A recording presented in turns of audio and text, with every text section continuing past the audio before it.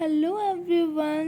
आज मैं आपके साथ शेयर कर रही हूँ बहुत ही टेस्टी एंड बहुत ही आसान तरीके से बन जाने वाली एक बहुत ही अलग मिठाई की रेसिपी, जिसे बनाने के लिए ना तो कोई खोआ मावा चाहिए और ना ही कोई और फैंसी इंग्रेडिएंट।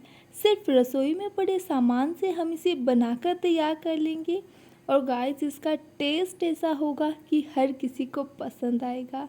तो चलिए जान लेते हैं इसकी रेसिपी। इस मिठाई को बनाने के लिए हमें चाहिए होगा दूध। तो यहाँ पर जितनी क्वांटिटी में आपने मिठाई बनानी है उस अकॉर्डिंग दूध का आप मेज़रमेंट कर सकते हैं। मैं यहाँ पर करीब 1 लीटर दूध का इस्तेमाल करूँगी। तो यहाँ पर मैंने आधा लीटर का ये 1 कप है, तो 2 कप भर करके यहाँ पर हम दूध लेंगे। आप हो सके तो फुल फैट दूध का ही इस्तेमाल कीजिएगा, क्योंकि मिठाइयों में अक्सर फुल फैट दूध ही इस्तेमाल किया जाता है। इससे टेस्ट बहुत अच्छा आता है। अब यहाँ पर दूध को हमने गर्म होने के लिए छोड़ दिया। साथ ही में हमने बनानी है चाशनी। चाशनी बनाने के लिए 1 कटोरी चीनी में 1 कटोरी पानी डालेंगे। यहाँ पर कुछ चाशनी मेरे पास पहले से पड़ी थी। एक्चुअल में मेरी सिस्टर ने गुलाब जामुन बनाए थे, तो उसकी जो चाशनी पहले से पड़ी थी और इसी में मैं और चाशनी बनाकर तैयार कर लूँगी। अब यहाँ पर जो दूध है उसमें 2 बॉयल आ चुके हैं, तो फ्लेम को बिल्कुल स्लो कर देंगे और जो चाशनी यानी कि चीनी और पानी डाला है इसे अब हम एक तार चाशनी बनने तक का वेट करेंगे।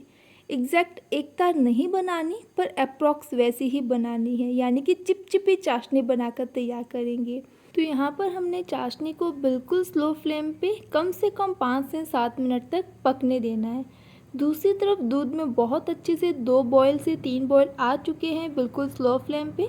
तो यहाँ पर अब हम एक कटोरी में लेंगे 2.5 स्पून के करीब कस्टर्ड पाउडर।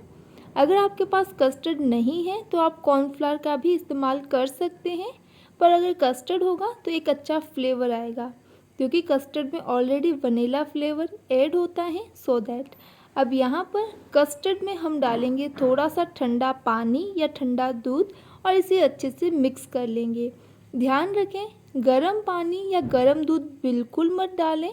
अगर आप इसमें गर्म दूध या गर्म पानी डालेंगे तो कस्टर्ड में उसी टाइम बहुत ज़्यादा गांठें बन जाएगी, लम्प्स बन जाएंगे और जिसे सॉल्व करना बहुत मुश्किल है।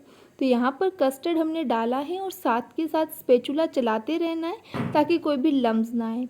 अब दूसरी तरफ हम चाशनी भी देख रहे हैं कि अभी बनने के स्टेज में है, पर एग्जैक्ट बनी नहीं है। 5 मिनट हो चुके हैं ऑलमोस्ट। चाशनी अब देखिए हल्का सा इसका जो टेक्सचर है ना वो गाढ़ा हो चुका है। इसे अब हम 2 से 3 मिनट तक और स्लो फ्लेम पे पकने देंगे। तो यहाँ पर अगर आपको कुछ और फ्लेवर ऐड करना है तो बिल्कुल इस टाइम पे आप कर सकते हैं, जैसे कि इलायची पाउडर आप डाल सकते हैं, केसर के कुछ धागे डाल सकते हैं, काफ़ी अच्छा टेस्ट आएगा। यहाँ पर आपने एक बात का ध्यान रखना है कि दूध में आप कंटिन्यूसली स्पैचुला चलाते रहें ताकि दूध बॉयल होके बाहर ना आए और इसी के साथ में कढ़ाई की सरफेस पे दूध चिपके नहीं। अदरवाइज़ अगर आप ऐसे ही छोड़ देंगे तो दूध चिपकने लगता है। सो इस बात का ध्यान रखिएगा, दूध में कंटिन्यूसली चम्मच चलाते रहिएगा। दूसरी तरफ जो चाशनी है वो भी ऑलमोस्ट बन चुकी है, तो गैस को हम बिल्कुल ऑफ करके इसे थोड़ा ठंडा होने के लिए उतार देंगे। अभी यहाँ पर दूध को बॉईल करते करते कम से कम 7 से 8 मिनट हो चुके हैं। इसकी हमने एक अच्छी रबड़ी बनाकर तैयार करनी है, पर अभी भी इसका टेक्सचर मुझे काफ़ी ज़्यादा पतला लग रहा था, तो मैंने इसमें आधा चम्मच के करीब कस्टर्ड और ऐड कर दिया है, यानी कि 1 से 2 चम्मच पानी के अंदर आधा चम्मच कस्टर्ड डालकर अच्छे से मिक्स किया और फिर दूध में चम्मच चलाते चलाते इसे ऐड कर देंगे। अब यहाँ पर जैसे ही मैंने कस्टर्ड डाला अगले 5 मिनट में रबड़ी बन चुकी थी, यानी कि टोटल यहाँ पर अगर आप 1 लीटर दूध का इस्तेमाल कर रहे हैं तो आपने 3 चम्मच कस्टर्ड डालना है इसके अंदर। तो यहाँ पर जैसे इसकी थिक कंसिस्टेंसी होने लगती है हम डालेंगे 1 चम्मच के करीब बिल्कुल फ्रेश मलाई। दूध की मलाई है नॉर्मल, जो हमने स्टार्टिंग में उतारी थी। अगर आपके पास मलाई नहीं है तो आप इसे टोटली स्किप कर सकते हैं या फिर इसकी जगह पर मिल्क पाउडर ऐड कर सकते हैं। तो यहाँ पर जैसे इसकी कंसिस्टेंसी थिक हो चुकी है, ऑलमोस्ट रबड़ी जब बन चुकी है, तो टेस्ट के अकॉर्डिंग यहाँ पर हमने डाली है चीनी। करीब 4 चम्मच चीनी डालने के बाद में मीडियम फ्लेम पे 1 मिनट तक हम इसे और बॉईल होने देंगे और 1 मिनट के बाद में अभी मैं आपको कंसिस्टेंसी दिखाती हूँ। बिल्कुल रबड़ी बनकर तैयार हो चुकी है।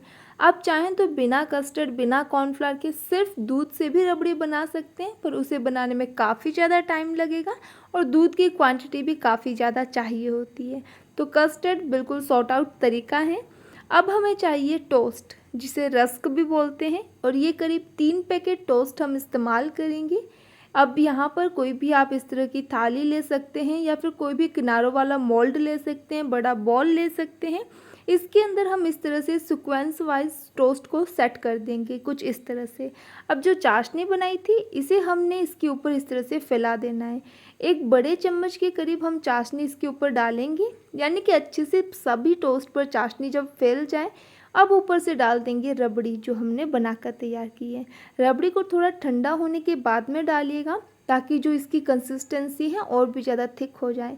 अब रबड़ी की अच्छी लेयर लगाने के बाद में फिर से हम एक लेयर लगाएंगे टोस्ट की। इस मिठाई को सेट करने के लिए मेरे पास यही एक परफेक्ट थाली थी, जिसमें अच्छी लेयर बन रही थी और एक अच्छा जो है ना बेस बनकर तैयार हो रहा था। गोल थाली थी तो इसे इस तरह से सेट करने में थोड़ी दिक्कत आ रही थी। आप ऐसा बर्तन लीजिएगा स्क्वायर साइज़ का या कुछ इस तरह का, जिसमें इसकी सेटिंग अच्छे से हो जाए।